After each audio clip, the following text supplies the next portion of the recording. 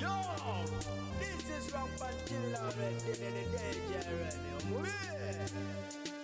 Abalungi bange abagalwambanirizaako ku Fifi J The News ankangamba nti mukola kyamaanyi nnyo ddala okubanga ate mugiyekumidde ate nga mwe abakatweyungako bamikwano tugamba nti tusanyuse okubalaba mwe bali kutweyungako mujje bale gyonna gye mutusizaako engalo eyo gye musinziira bamikwano abalungi abagalwa dakiika eno ngenda kubanga ate ntandika batusaako amawulire gaffe nga gannaku naye nga mpaawo kyakukola nina okubanga ate nga batusaako tandikidde ku mwana muwala amanyiddwa nga Shannon Mubuuke yes ono yagenze maaso okubanga ate atuvaako olunaku olw'eggulo yabadde mu kibiina kya NUP era nga yali yesimbawo ku bwa youth councillor mu bitundu eby'emukono era bwato n'alya yafiiridde ku gy'obuto gyokka oba ku gy'obukulu gyokka emyaka 2 mwana muwala oyo golaba olunaku olwaleero aziikiddwa mwana muwala oyo mu nnaku ey'ekitalo ddala naye nga gwe abadde tamumanyi oba abadde tamutegeera nga gwe omundu gwe gusoose okumulaba kambe nga ate nkuwako akatambike katono ddala omulabeko ate tweyongereyo. Amanya gange nze Mubuuke Shannon Youth Commander Mukono Municipality owa NUP kusooka kwa byonna pano mwenjirabye nti ku ngeri gye nekkiririzaamu neyandibadde tampa bubonero ndesa abumpadde kubanga obusobozi bw'omuyina ate n'ebinjogerako byennyini bikakasa nti nze mukulembeze omutuufu omuwala agenda okulembera abavubuka ba Goma Division mu kusooka kwa byonna nze nga eyesituddeyo nti ndabye bakulembeze bangi ababavubuka abavuddeyo tukoma kubalaba ku nnaku ze tubalonze nti ne ku nnaku ze tuddamu okulonda abavubuka tomanyi ani oyogodderera mu bigere nze nga Shannon nvuddeyo okutuukiriza ebyo bye baasuubiza abaana kuba baasuubiza ebintu bingi tugenda kukola projects tugenda kubakolera emirimu tugenda bakolera ebintu bingi naye kati nze sizze kwogera bigambo bingi na kubasuubiza wabula kutuukiriza ebyo ate abavubuka nga bo balina ebiwundu ku mitima gyabwe byenjagala okujjanjabanga Shannon era nekkirizaamu nti ekifo ekyo kyenavuddeyo okukiikirira abavubuka nkisobolera ddala era ngenda kusobozesa ddala okulaga nti ku mulembe Kyagulanyi gwavuddeyo bonna abakulembeze abali ku ground mu butuufu ddala baweereza sizze kufuga sizze kulembera wabula nze kuweereza abavubuka okusiiko kwa byonna ebifo bino tubyeyagaliza naye struggle gye tusinza okutunuulira yeya Kyagulanyi obufo buno obutono tebugenda kutumalamu mu ssaawa eno nti wemanga sifunye tiketi ya NUP ngenda kugamba nti opponent wange nja kumuwagira to the fullest muwe abantu abanzikiririzaamu bagambe kati nti oyo kadi ya NUP agikutte tumuwagire tubeere bumu naye tusobole okufuna obuwanguzi kuba mu byonna twetaaga buwanguzi kati NUP everywhere. NUP everywhere. NUP. Our power. People power. Our power. Our power. Our power. NUP Everywhere. NUP. Kekamu ku butambi bwe yasembyeyo oba bwe yasembayo okulabikiramu nga mulamu mwana muwala oyo sono Mungu abeere nga ate amulamuza kisa yonna ajja mututte okuddako ku saidi eno omwana mulenzi abadde amanyiddwa nga Semanda Abdallah era ngo nabadde awangalira mu ggwanga eri Amerika naye bw'atyo Mungu agenze maaso okubanga ate amuyita gyali era ng'ono abadde mu struggle y'omu ku abadde bagenda mu maaso okubanga ate bawaayo pages zaabwe ne babeera nga munange bagenda mu maaso okubanga babanja obwenkanya mu ggwanga lyattu Uganda afiiridde mu ggwanga eri Amerika era nga gyabadde awangalira naye Mungu amulamuze kisa ate okuddako ku side eno omukulu ono amanyiddwa nga Honorable Mathias Kasamba yes era ngono abadde representative wa Uganda mu East African Legislative Assembly naye bw'ati agenze maaso okubanga ate ayitibwa Mukama Katonda naye yagenze maaso okubanga ate afa bwe batyo aba NRM nabo bwe bagenze maaso okubanga ate bafiirwa era nga bavuddeyo ne bategeeza eggwanga nti ono agenda kubanga ate aziikibwa mbitibwa eby'ekitalo ddala naye nga kinajjukirwa nti era abadde Director of Mobilization owa NRM sono naye tusabire omwoyo gwe Mungu agulamuze ekisa guwumule mirembe bonna nga naffe bwe tutyo bwe twongera okusabira emibiri gyaffe kubanga akaseera konna naffe Mungu ajja kubanga ate atuyita kuba tomanya ddirwa okola ki ddirwa ogenda okwono twongerezaako omukulu abadde amanyiddwa nga Sami Kasuule yese era ng'ono afiiridde ku gy'obukulu 69 afiiridde mu kibuga Amsterdam ekya Netherlands abadde wa Afrigo Band ng'era abaddewo enteekateeka ez'okumutwala mu ggwanga erya Sweden asobole okubanga ate afuna obujjanjabi obusinga kaawo naye tasobodde kubanga ate munange naye akimekinga Mungu naye n'asalawo bw'atyo abeere nga amuyita yegatte ku ba ancestors baffe twongere okubanga ate tusabira emyoyo gy'abagenzi. Ye mwana mulenzi amanyiddwa nga Dean Lubowa Sava yagambibwa okuba nti akwatiddwa poliisi era nga omwogeze wa Uganda Police Force avuddeyo bw'atyo n'abeera nga ayogera ensonga eyo ng'agamba nti ono ku bimu ebimukwasizza kwe kuba nti agenda mu maaso okwogera ebyanjwanjwa ku bantu era ng'ensonga enkulu kwavudde okuba nti akwatibwa kwe kwogera ku story y'omukulu amanyiddwa nga Kasami ne Irene Namubiru ng'agamba nti bano bagenda maaso okubanga batta omuntu ku kazinga ka Lake Victoria akekusifu era nga tebakomyawo bagamba nti yagenda maaso n'okubanga ayogera ku mukulu amanyiddwa nga Balamu nti yagenda maaso okubanga ate abba ettaka lya Namasagali school okitegeera ezo zezimu ku nsonga ezimuviiriddeko gwe abadde tamanyi mukulu ono ye mukulu abadde alina chane emanyiddwa nga Gano Mazima wenjogera kigambibwa mbu akwatiddwa okuddako side eno bannamawulire okuli mwana muwala amanyiddwa nga Teddy Nakaliga wamu ne mwana mulenzi amanyiddwa nga Amoni Mayanja be bagenze maaso okubanga ate bakubwa mizibu ddala mu bitundu ebyekayunga era nga kigambibwa nti bano bakubiddwa ab'amagye wamu n'abapoliisi era nga kamera zaabwe n'amasimu gaabwe gagenze maaso okubanga ate nabyo bisanga embeera enzibu oluvannyuma lw'okumenyekamenyeka nga womanyi nti awabeera emigoba nte era wabaawo obuvuyo obw'amaanyi ddala eyo embeera nayo bw'ekyo bwe yagenze maaso okubanga ate efaananako eruyi eyo y'omukulu amanyiddwa nga Yoweri Kaguta Museveni yagenze maaso okubanga ate asalwako omukulu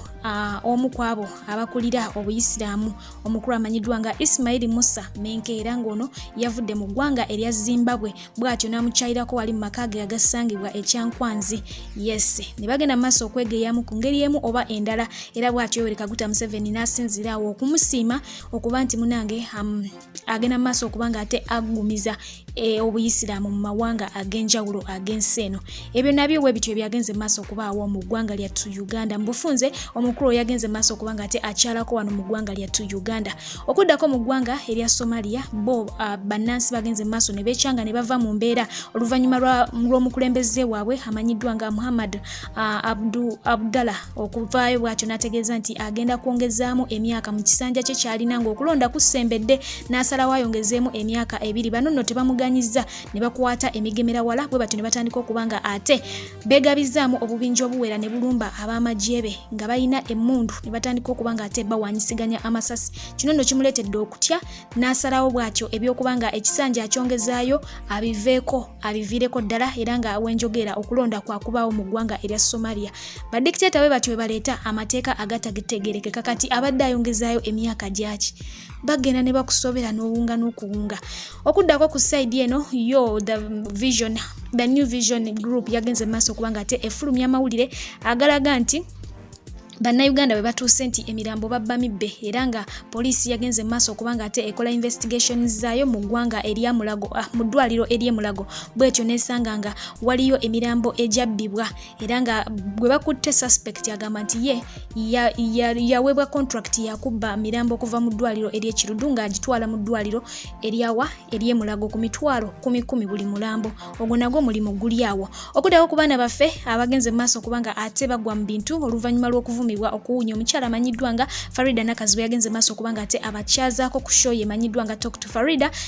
alina channel wano ku YouTube gwatana okubanga olaba story yabwe genda maaso obeere nga ate obanyumirwa mwana mulenzi Bruno K yagenze maaso okubanga ate ekintu ayongera okukijanjawaza era nga ono yebatutteko mu kamasaji yavudde mu kuba pepetta enviiri kati ne badda ku mibiri najyo ne bagipepetta era nga bo balaba awo bagenze maaso okubanga banyumirwa obulamu mu ngeri emu oba endala abaana bangi bavuddeyo ne batandika okubanga ate munange bebaza Bruno ku nsonga eno ku kyagenze maaso okubanga ate akola weewaawo n'abandi balabiddwako nga basaba omukulu amanyiddwa nga Alex Mukulu n'aba bavumeko oba oliawo emikisa gino egyagudde ku bano gibe nga gibagwako ne beerabira nti buli omu aba n'omukisa gwe gw'oyinza okgendayo omukulu n'akuvuma omukisa gufaanako bwe guti ate ne gutakukola ki ne gutakutomera naye nga bangi balabiddwako nga beesabira omukulu oyo n'aba bavumeko munange oba oliawo abaana bano bagenze maaso okubanga ate baggulawo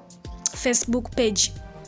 ne bagiteeka mu linnya lyabwe The Real Dance Crew bwe batyo beeyita era nga bagiguddewo olunaku lw'eggulo naye nga wenjogera eriko following oyinza okugamba emazeewo ebbanga mwabalaze kye bayita omukwano mwebale nnyo mwebalire ddala so nno bannayuganda bo nga womanyi nti tebatuula ebiseera ebisinga bagenze mu maaso ne batandika okubanga ate banoonya abantu abaana bano be bafaanana era nga bw'obalaba awamu bamugridinze ne munnamawulire owaku NTV NBS simutegeera bulungi omulala ne bamugridinga ne Golla Moses nti amufaanana so nga ate owundi bamugridinze n'omukulu amanyiddwa nga Francis Zaake. Kino nno kyakyamuddde omukulu Honorable Francis Zaake era nga bw'atyo yavuddeyo n'ategeeza nti abaana bano ayagala kulyamuko nabo ekyemisana. Ndowooza olaba emikisa. Kino kibayita blessings in disguise. Yagenze mu maaso okubanga abavuma naye yabadde nga abayimusa era nga nabo bennyini ku page eyo gye bagenze mu maaso okubanga baggulawo ndowooza bakizudde nti omukisa gwabwe gwayitidde mu mukulu oyo kubanga abavuma bagenze mu maaso okubanga bamusabira obuwangaazi ne bamugamba nti munange mukulu Alex weebale nnyo kye watukoledde, Mungu akuwangaaze emyaka bufukunya naawe gy'otamanyi. Yo omukulu amanyiddwa nga Kokofinga naye yagenze mu maaso n'ayogera ku baana bano bennyini n'abategeeza nti bamunoonye oba yenna amanyi we bali abamutuuseeko abeere ng'ate naye abateekako mu vidiyo ye gy'agenda okuba ng'ate ashootinga akadde konna beerire ku ssente z'okuba ng'ate bafeaturinga mu vidiyo ye. Okitegeera egyo gye gimu ku egyo emikisa gyagenze mu maaso okuba nga ate gigwira abaana bano. Bantu bangi nnyo abavuddeyo. Fiye yagenze n'abeera ng'ate naye apostinga ku side eri naye nga bamututte saketi ne bamulangira byatalabanga nako nga bw'omanyi ba social media in-laws, naye nga yagenze mu maaso okuba ng'ate posti agipulinga down oluvannyuma lw'okufuna ebivumo ebiwera. So ng'ate ye mwana mulenzi amanyiddwa nga Gravity omutujju yagenze mu maaso n'agamba nti Alex yeefuuyidde n'awaayiriza abaana. Ebyo byebimu ku ebyo bakulu abantu baffe bagenze mu maaso okubanga ate boogera ku mukulu oyo oba bagamba ku mukulu oyo yewe kuba kumuteeka mu layini bamutadde mu layini okusinziira ku ntunula eno gye yabadde atunula bagamba ye mwennyini yeeteredde ddoti ate oluvannyuma n'akola ki n'agenda mu maaso okubanga awaayiriza abaana nti be bawunya. Ba social media in-laws bagenze mu maaso okubanga basusuuta Bruno K nga wenkugambye era nga omu alabiddwako ng'agamba nti okusinziira ku kisa kya Bruno kyalina bagenze mu maaso okubanga ate munange babeeramu ne meeting waggulu eyo ne Mukama Katonda era Yesu bwatyo n'abalagira baplaying music wa Bruno okuva ku makya kwonna eyo mu ggulu ate mbu ne bamusuubiza nti omukulu amanyiddwa nga King Solomon agenda kubanga ate awa Bruno kolabo essaawa yonna mbu Mukama Katonda bwati bwakoze ki bwalagidde.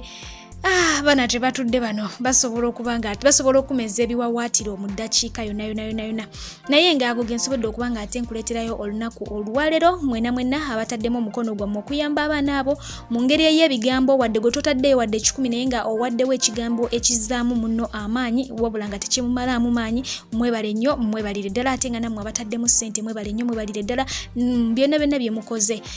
Wabula ng'ate nnyongera okutegeeza nti aba Jocam Logistics and Tours International be bagenda maaso okubanga ate batuteekamu ensimbi abakulu abo gowenna ayina ebintu bye byagala okubanga ate osuubula bekwasa okuva mu mawanga nga Turkey, Dubai bajja kubanga ate babikutuusaako. Byonna okubinnyonnyoka beera ng'ate olaba akalango kano ojja kubanga ate obinnyonnyokera ddala bulungi.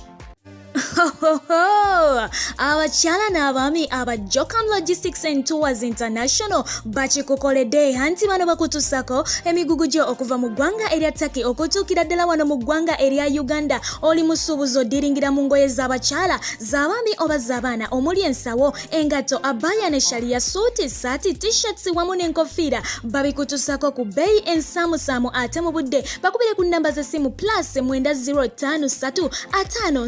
573 oba +256 708 basange ku offices zaabwe ezisangibwa wali mu kibuga Kampala ku New Taxi Park Building room number 689 Namirembe Road. Beba Jocam Logistics and Tours International okukuwonya abafere.